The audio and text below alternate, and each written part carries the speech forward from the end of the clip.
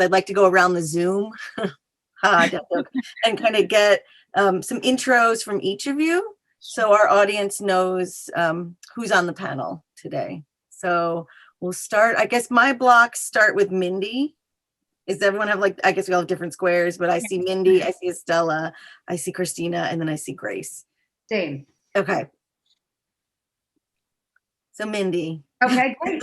Hi, I'm Mindy Shire. I am the founder and CEO of both Runway of Dreams Foundation and Gamut Management. I am a designer by trade and mom of a child with a disability, and have dedicated my career to having a small goal of changing the fashion industry to be inclusive of people with disabilities on the Runway of Dreams side, and on Gamut Management to rebrand who people with disabilities are in the public eye. Amazing. Estela. Yes, my name is Estela Lugo. I am FIT alumni, formerly interior design, turned full-time disability advocate. I'm the program director for the Hereditary Neuropathy Foundation, which targets research and supportive program for the Charcot-Marie-Tooth community, which is the neurological disease that I was born with, as well as my sister. And so from there, you know, I have a podcast called Embrace It Series with my partner, Lainey Ishbia, where we work to empower women living with disabilities. And we cover everything from fashion to dating and relationships. And we interview some incredible women on there. And also I'm a recent adjunct professor at FTC for the Social Design Impact program, which is super rewarding and just incredible to see where we are today versus where we were 20 years ago. Amazing. Christina. Awesome. Hey, everybody. I'm Christina Malin. Right now, I am wearing a black sweater, and I'm a Caucasian woman with my hair pulled back, wearing white headphones. And behind me is my closet and my bed. And that's kind of the image description of where I am now. And just tell you a little bit more about what I do. I'm a disabled designer, so kind of I have three roles.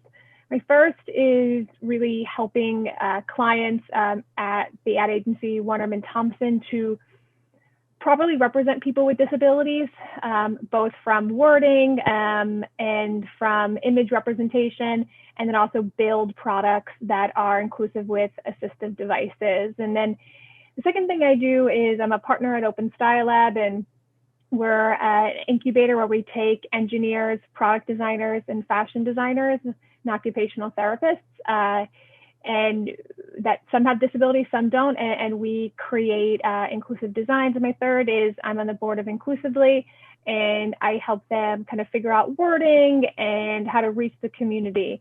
So, you know, as a person with a disability, both my arms are completely paralyzed. As you know, Mindy and Estela said, like, representation really, really matters. And there's not enough people trying to push for that. And that's kind of what I've devoted my life to. Great. And Grace. Hi, my name is Grace Miquelon. I graduated from FIT last May with a degree in textile development and marketing, and minor in sustainability, ethics, and economics. And I'm very excited to be here. I am, very excited. Our youngest, well, our newest panel member into the industry. Yes. Yes, your designation. So I'll introduce myself. I'm Amy Sperber. I'm a faculty member here at FIT. I focus on innovation and sustainability. A lot of my work is rooted in 3D, or kind of how innovation can aid in design. I just launched an open source website of fashion avatars for people working in 3D, and it's the whole spectrum of bodies. I did 100 to begin with, as many as I could try to represent in 3D, and we can talk about that more at the end. But even there were challenges in that 3D space that I found incredibly biased. So I think there's a lot of work that has to be done, even on the innovation side. But I'm excited that there's at least 5 of us in this room right now that have a passion for kind of making that change happen. Okay, so I'm going to start with my questions. And Estela, the first one is for you in like finding the need, because we worked together to develop a product. And I think for us as a team, it was really crucial having you as a team member. Like, how do you think that that was successful and why? Yeah, that was an incredible experience, and I'm still so grateful for that. As far as finding the need, and it's for me, it's like the need finds us when we're living with a disability. The challenges find us every day. So we are living daily with having to adapt and hack our daily activities in order to make them work better for us. So the need is the easiest part for us to bring, and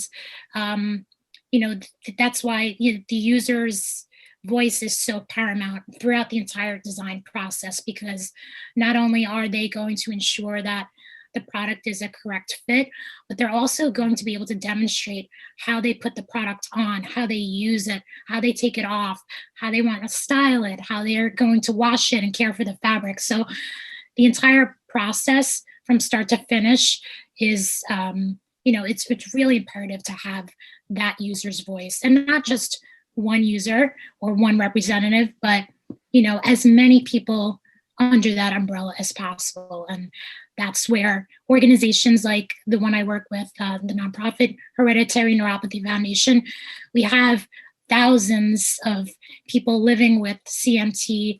And a lot of times our daily challenges overlap with so many other disease groups and so many other types of disabilities like MS or other types of neuropathy and diabetes. So, we really can bring this wide spectrum of perspective to the table, to the design table. And we don't just have the experience of one person, we have many, many. So it's very powerful and important. Yeah, and you use the word hack, which I think Yes. I wrote that I wanted to talk about it because I think Christina, you're quoted as saying this, that people with disabilities are the original hackers. Tell me more about that. I mean, that's that quote. I do say a lot, but I wasn't the first one to say it. I think we're having difficulty actually finding who the first one, but it's really a kind of a rallying cry for the disability community. When we look at innovation, many innovations were created with constraints in mind.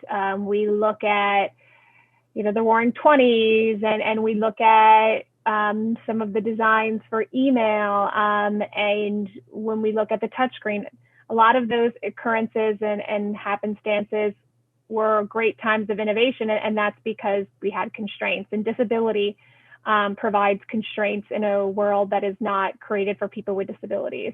So it really makes people to think outside of the box, and disabled people have to do that because the world wasn't designed for us.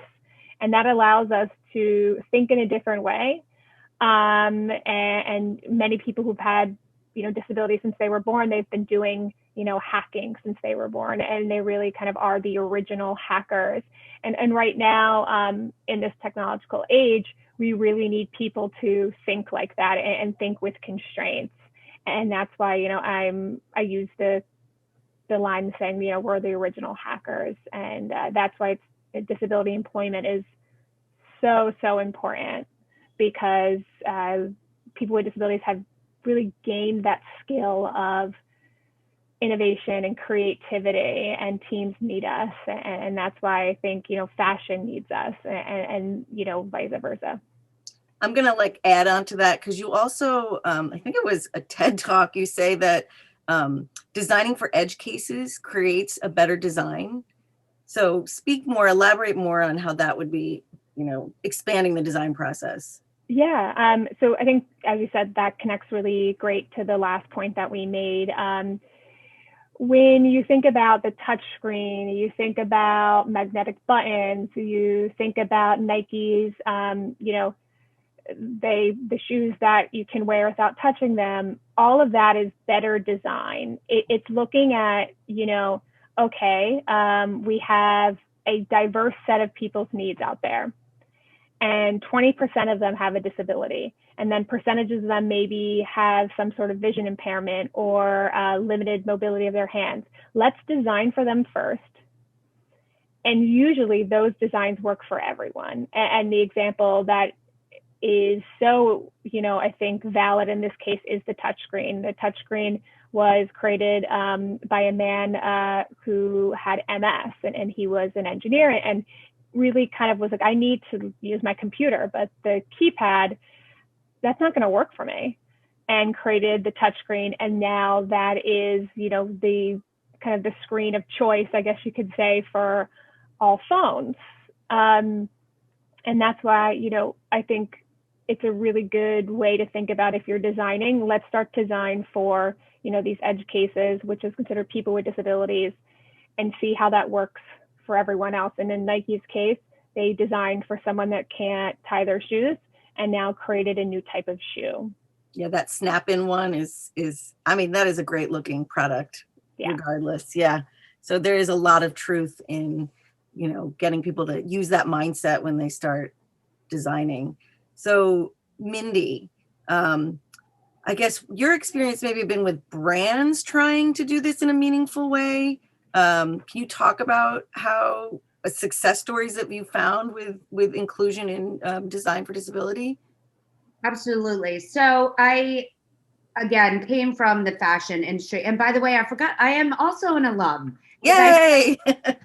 Through FIT at Polymoda Nice. in Florence. Nice. So, yes, people.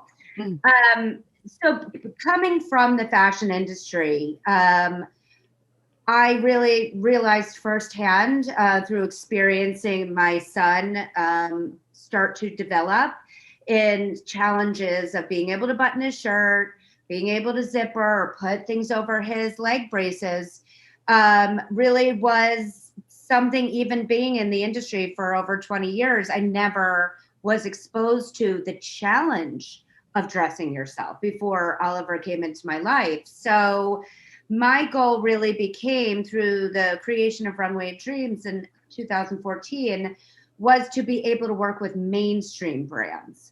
I really wanted to go the path of having brands understand that this is an enormous part of the population, the largest minority we have in the world, 1 billion people globally, that are not being considered in the industry and as consumers.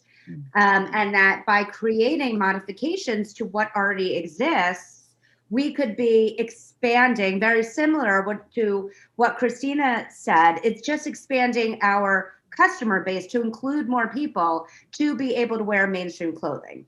So that was really my goal, my inspiration. And I'm grateful that in 2016, we partnered with Tommy Hilfiger to be able to create the first ever mainstream adaptive clothing line, which started out for kids and now has grown to be Tommy Adaptive, which is a part of their Tommy portfolio. And since then, Zappos has created Zappos Adaptive, Target's in the game, Kohl's is in the game, as you mentioned, Nike, Stride Right. And the fact that we have 6 major brands since 2016 that not only believe in the power of adaptive, but are putting money and resources behind it, just goes to prove that this is absolutely going to be the next category in the fashion industry. Yeah, I love the images I've seen on Instagram where people see themselves in Target, in the ads, in the store, and you realize that that has such a huge impact to have representation in the retail experience, in the advertising. I wonder what's the biggest challenge then. I think Christina, Mindy, both of you are in this space of trying to make that happen. I would say, and then I'll let Christina speak. I have found that really the biggest challenge, certainly in the beginning, was really educating brands in the industry to who people with disabilities are, in the size of the market, the spending power of the population, the fact that they do really care about what they look like and wear and want to have choice like everybody else. I was constantly responded to when I brought this idea to a couple brands initially, that we can't do a niche population. You know, if nobody has done this already, then there must be a reason. Nobody was really willing to take that leap of faith to really understand the population. Thankfully, Tommy was willing and able to do that. But I have found that is still a significant hurdle of really educating first who the population is and the spending power behind it. Yeah, I definitely agree, Mindy. I think the first part is really showing them that disability is a part of every single person's life, no matter what. And if we want to stay with our consumers forever, and that's what brands want, you need to design both from a product and representation for diverse bodies. And I think after we get them, to understand that, I think the second thing is understand proper representation. A lot of brands say, okay, we have one disabled person in our ad, we're covered from an inclusion standpoint, and they don't realize that sometimes the representation really hits on these negative disability stereotypes, kind of like inspiration porn, where it's really there to make the viewer cry, not act. So in my company, we really talk about two things. We say, let's convince them and show them that they really need to care about disability, because from a business perspective. And the second is, we need to get consumers that aren't disabled inspired to act, not inspired to cry. And I think the second one is a little bit more difficult because there's nuances there. And I think the pity model of disability is so ingrained in society that we have to change that. And why linking disability and fashion, I think, is the way to get people to change how they view disability, because fashion is considered something very cool, very exclusive. And when you tie that with disability, that's something sometimes people pity, you kind of level up the cool and normalize it. Yeah, I'm going to throw this to our young generation on Grace, that FIT clearly served as a platform for helping find solutions or engaging. Did you find work in sustainability inclusion, or did you have to make that space for yourself? I think I gained a lot of experience. I think I'm still working on finding that space. Graduating into a global pandemic has left me with a lot of other people looking for work. And so I'm really grateful to FIT because it gave me direction. And I think the relationships and the experiences I had there opened my mind up I can't think of the word, but you know what I'm saying. I came to FIT to study fashion business and sort of stumbled into textiles and textile development and fell in love with it because of the opportunity in textile development to merge design and science in creating more accessible and inclusive solutions in the fashion industry and beyond. Textiles is something everybody uses, and through FIT and making space there, I found great inspiration in that because everyone uses them in their day-to-day life. And as far as finding space, I think it's just been about finding the opportunities to learn in the process of making my space in my future career, which has definitely been a process, as the last year has been for everybody. So your whole life yeah, process. yes For sure. Yeah. I guess my last question, and then I think we could maybe just flow, is that I wrote that representation is really important, but what is the challenge? Clearly you touch on a little bit, Christina. What is the biggest challenge in including everybody in a large scale fashion campaign overall? Is it just trying to not to have that stereotypical image? Is that fighting against that, or? I think it's that, plus making sure that the representation of the product is accessible.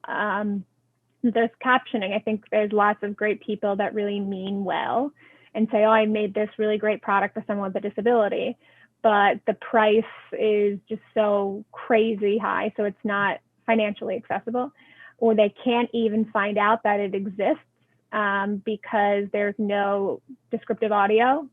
So I think that makes it, more complicated. Than also, yes, the stereotypes. Also, how do you represent invisible disabilities? And kind of the rule of thumb when I say that is, let's try to have the person with the invisible disability speaking to camera, telling their story, because a large portion of disabilities are invisible. And as someone who mine's visible and invisible, depends on how long you're around me, because you have to see me interact. I kind of feel that both experiences, and it's really tough when you already feel excluded because you're disabled, and then add an invisible disability. It makes it even harder. Great. And Amy, if I can jump in there, that is really one of the reasons why we started Gamut Management as a talent management company exclusively for people with disabilities. It's not a division. It's not a smaller part of what we do. It's all that we do. In that, there's also the piece of helping the brands or the agents or other managers understand how to work with people with disabilities. Our first questions when our talent is being booked is, let's start from the beginning. Tell me where the shoot is. Are there steps to get in? Is it accessible? Has the photographer ever worked with somebody with a disability before? So that our talent is not only being managed properly, but we're also in turn kind of educating, in a sense, the industry, both entertainment, fashion, or businesses that are now hiring us just to learn more about people with disabilities. We are educating them on important questions that need to be discussed before they even have somebody with a disability on site, in the room, etc. And I have to echo what Christina said, that it is equally as important for the visible disabilities as it is for the invisible, because that's the landscape. I mean, I can absolutely relate to that directly. Same with my son, Oliver. Until you see him interact, you would look at him as a fairly typical looking 16-year-old boy until you see him move. So that really has to be represented properly as well. And I think hopefully the combination of Gamut Management and Runway Dreams is helping to really rebrand who people with disabilities are in the public eye. If I could add to that as well. So our community experiences both the visible and invisible disability spectrum of it. It's a very wide spectrum of severity. And I think it's really understated how impactful it can be for a brand to just start having conversations with their own employees that already are living with disabilities that they don't know about, to make it a safe environment for them to have workshops and, panel discussions on asking their staff, what can we do better? How can we highlight the employees that we do have that are living with disabilities? How can we shine a spotlight on them and alleviate some of the shame that comes with that in the workplace? Because that can be very isolating as well in and of itself, not just not seeing anyone in the magazines, but not seeing anyone, in accounting with a disability, or someone on the sales floor with a disability. It's not just about the marketing side of it, but it's about the employment and making that the norm. Absolutely. Definitely. Does anyone have questions for each other? Go ahead. Go. You can go. I'll ask mine after. Sure. I think it would be interesting to see how people are trying to talk about inclusive design, accessible design, and disability representation in regards to sustainability, because sustainability is really, when you automatically say sustainability, someone says, oh, climate change. But in reality, if you look at, the UN goals, half of those sustainability goals are about social sustainability. And we'd love to see how do you approach that, because I think that's a really big challenge that I'm facing right now. Yeah, I mean, for me, it's developing 3D tools, because in that space that it is environmentally sound, because we're not making anything until we're ready to make something. So we're, using way less resources, I find. I did, though, when I said in the beginning, I was shocked when I went to do 100 different variations of bodies, found that the tools, the software itself, had such limitations on stature, on weight distribution. It all fell into what I would consider our expected kind of human forms, that I had to go into fantasy worlds of modeling to be able to make real people, which I think is a catastrophe. To get someone of small stature, my system was like, go check out dwarves. I was like, this is so offensive. Or to put someone in a wheelchair pose was really challenging, because the joints on the systems aren't made to include that as a position. You can be a fighter, but if you have to show someone sitting down, it's a whole new level of things not built in to the modeling programs, which I think that's a whole nother, we're talking about AI, machine learning. There needs to be a lot of diversity and inclusion in the building of those tools as well. And then how we use them as fashion designers, I think, is the future. Yeah, I love that. I think we overlook that aspect as well. I know in the medical community and with our organization, we're starting to use AI to measure movement and gait analysis in clinical trials. But when you think about it, those same points can be used to measure, the disability community, do body scans. And that's something that we have to step up to the plate too as individuals, and be generous with providing that information as well, knowing that that is going to kind of break down these stereotypical, body measurements and things that the industry is not used to seeing or being exposed to. So I think body scanners aren't even wheelchair accessible, which was one of my big issues. We couldn't get wheelchairs into a body scanner. Mhm. That's a problem. I think they are working on it. I was just a part of a think tank for one of the leading sizing companies, and they are definitely working on that to make it accessible, because there's no other way they're going to be able to capture this part of the population if they don't. So right. And that's those edge cases that are so important in actually making design better for everybody. Absolutely.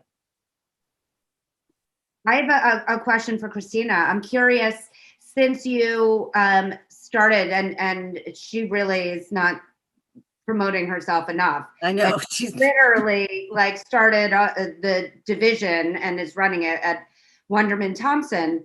Have you seen, since you've started to now, has there been change? Are you seeing our clients really understanding how important this is?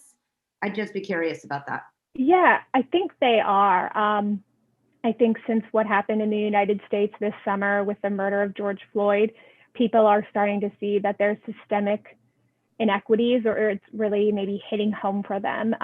So when I talk to them about, the needs of disability, and that, almost 50% of Black individuals killed by the police have a disability, they start to see the intersectionality and realize that, this is a moral issue. This is a business bottom line issue. But it does take a while, and it is usually a few talks that I need to have with, executives at different business for them to start to really understand how it applies to their job. But it definitely still is a struggle when you look at the numbers of representation. And as marketers, the last time they've seen someone with a disability that's represented positively is a few years ago. So it's very difficult for them to automatically see it unless you're really talking about personal experiences and, showing. I think the Tommy work was very instrumental. I also worked on that with Mindy through Wunderman Thompson. And I think that showed that a business can do something that is not just a charitable action, that sustainability, both cultural and social, is better for business, not just, you know, something nice that they do with their charitable dollars. And that's key, because if people with disabilities are always looked to as charity and that we're pitiable, we will never be included in business decisions. And that will keep us in kind of this box of needing help from others. And that's why I think we push for it. And I think clients are starting to see it, especially with what happened this summer. Great. What steps do you think design education can take in addressing this? I I think, mean, I think, yeah. I think that is the future. This is, we can continue, you know, these conversations, but if we don't have future generations understanding that this is a part of our mainstream world, then it's never going to be a part of normalcy, so to speak. That I am a huge believer in that education is the up and coming designers, the schools that are providing FIT is a breeding ground for changing the landscape of the industry. So I think you guys are as high up in priority as we can possibly get you. And I agree. It should be interwoven into the programs and not just like the separate class or the separate certificate that you get to check off and say, oh, I know how to make stuff for disabled people. It needs to be woven into every curriculum, every program, and because it touches on every single major that you could take in school: photography, marketing, advertising, textile design. It crosses over each and every one of these areas. So there's no reason why it should be separate and segregated as its own class. So there really should, that it should be something that is discussed internally, and each semester should be moving a little bit closer to that goal. Yeah, I agree. Grace, do you have any thoughts? I definitely agree with you there that it needs to be something that isn't an extracurricular. I feel like inclusion and sustainability, both, like you said, as a social and a more of a climate-based focus, definitely needs to be something that is more ingrained in the education, like the mainstream education. I can only speak to FIT. I would say, in my experience, the discussion of these sorts of inclusive design and sustainability are something that I only gained experience because I wanted to. And I think it should be something, and I think it's a missed opportunity, really, because I think it's such an inspiring, it's just such a beautiful, just a very beautiful, I think solutions are beautiful. And I think a lot more people would be fighting and speaking about these things if they had the exposure to them. And they shouldn't be something that I have to seek out in school, but should be something that is discussed on a regular basis. Definitely. And I think also, like, the authenticity of Estela, being a part of this, helping to teach it, getting people with disabilities directly involved to help be a part of the process and solution. So I think that is equally as important. Estela, your experience was with a class was it specifically marketing? Are you talking about the program? Yeah.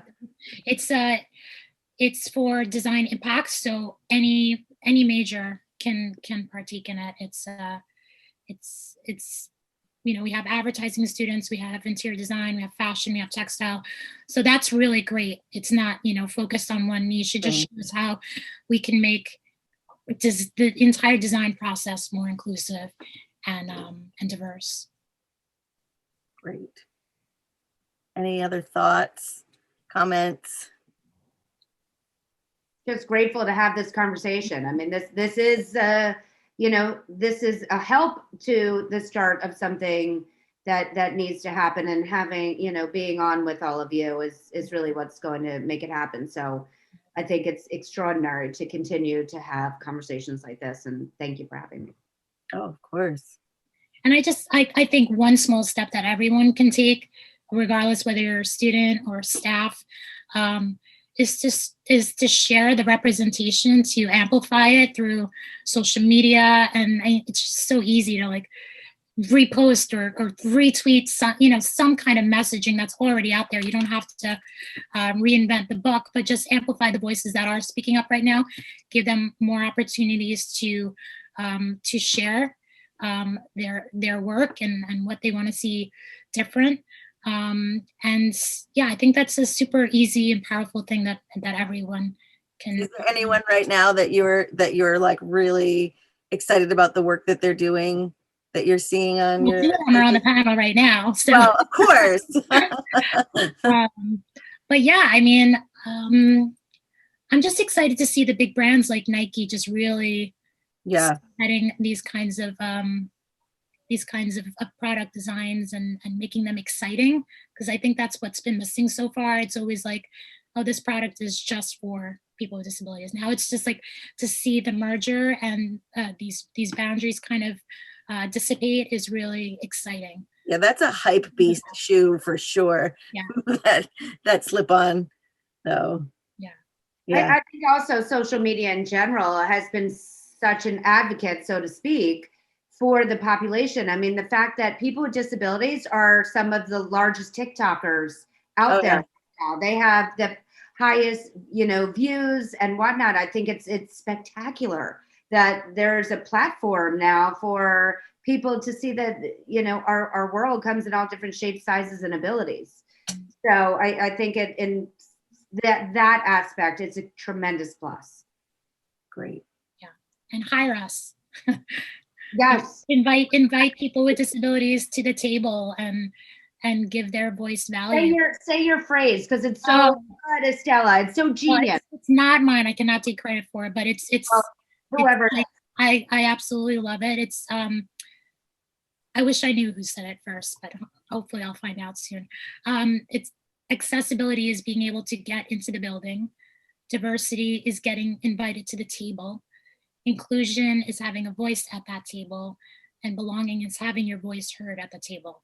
So I just love that breakdown. And obviously our goal should be belonging. That should be the ultimate goal. The textile development side, right? Something that's sustainable and inclusive. Do those two roads meet in like positive ways? Have you found anything that can solve that problem? I mean, I definitely think those two roads can meet. I think, like I said, the best thing about textiles is everyone needs them. So it's just about designing in terms of everyone's needs. And sustainability, a big part of it, like we've said, is the social aspect. And so I definitely think that there's a place where those two roads can meet. I have spent a lot, since you guys have asked the questions, I've been sitting here thinking about how you prioritize the two of those things when you're thinking about design. And I think I'd have to think more before I speak on how those two could meet, but I definitely think that they do. Like, I wonder, Mindy, at a place like Tommy, was there pushback from, because you're manufacturing at scale, to have to use certain materials that fell under a price point? Or is there room in that space to say, not only is this the right material, but this material is like environmentally sound, or, you know, more ecological, I guess? I have to give Tommy, you know, credit, so much credit, obviously, for coming on this journey with us, but also for the fact that using magnets is obviously a much higher cost than buttons, but they found a way to not have the consumer pay the difference of that price. They felt very strongly that it had to be at least in the same ballpark as the able-bodied clothing. So they really did find ways to make that happen. I also think from a sustainability perspective that, you know, there's so much room, as we talked about in the beginning, for innovation, in that let's think about what is the next closure that we could be innovating and using that'll be sustainable. As you know, I say this all the time, but the button and the buttonhole was developed in the 13th century. It's lunacy that we are still using that technology when we can run our lives through this phone. Is just that's a huge opportunity. We're throwing the challenge out there to anyone listening. Absolutely. I say it all the time. The next closure. Engineers and whatnot. Actually, we should work with Open Style Lab on that, because I think that is just a tremendous, tremendous opportunity to find what is the next solve of that you know, enables us to utilize, you know, maybe magnets in some aspects and maybe Velcro in others, but maybe there's a new way to think about it. That's, again, you know, there's so much opportunity out there for innovation that this population deals with every minute of every day, of innovating how to navigate through, as Christina said, a world that wasn't made for them. Yeah. To Estela, when we were working together and you said no Velcro, everyone on the team was like, what? What else are we going to use? We used magnets, but Yeah. it really pushed us to have to find the right magnets. And that was, I think, a really interesting discovery to go on, because you realize there's that whole world out there that is not actually presented as a fashion resource in the public. We had to do, you know, some deep diving, which maybe, again, from a resource perspective, there is an opportunity for someone to fill in that white space to say, we offer resources at retail, from magnets or whatever the next magnet is going to be, for people to use in these design processes. Yeah, there's some incredible products coming out now that are, you know, that snap on to, you know, the button to buttons and all these other, like, you know, add-ons that are available. But yeah, I mean, even speaking about Velcro, it's outdated, first of all, and second of all, as a lifelong leg brace wearer who would always have, you know, the Velcro straps, like they would tear my clothes apart. So, you know, just little nuances like that only only a user can bring that perspective to the table. And that's why it's just, there's no replacing that. There's no shortcut or way around that. You have to include people with disabilities in the entire design process, because you're going to miss out on all those little nuances that only they can bring. Yeah, I've worked on design projects for children with sensory sensitivity, and it's one thing to realize that when you're getting dressed and the clothes don't affect you, how you take that for granted, where there's a whole spectrum of people that clothing affects them just by putting it on, just by passing over the tip of the nose could trigger, you know, for a little kid, a behavior problem, and then the mother's beside herself, and you realize that dressing when it's conscious can really solve psychological wellness, physical wellness, you know, but you have to be mindful of it. It's not, you know, obvious a lot of times. Right. Absolutely. No, I think it's interesting. Sorry. No, Grace. No, go ahead. No, I did a lot of talking. Please go. I was just thinking about the fact that a well-designed garment is a sustainable garment, because first of all, we overuse the word sustainable, and anything that you wear for a long period of time and you enjoy wearing and is accessible to your life, it's something you're going to wear for a longer period of time. So that makes it more sustainable by default. So when you put all this thought that goes into inclusive design, is reflected in the fact that it will be worn for a longer period of time. So it's more sustainable because it's more consciously designed. Yeah. Yeah, I was going to say the same thing. I think what's really interesting is that, especially with fast fashion, people just throw away. People with disabilities, you know, we're doing that because we have to test and try different things to see if it fits. But if we know that it's adaptive, we will save more time, money, and then also resources if it's cut for us.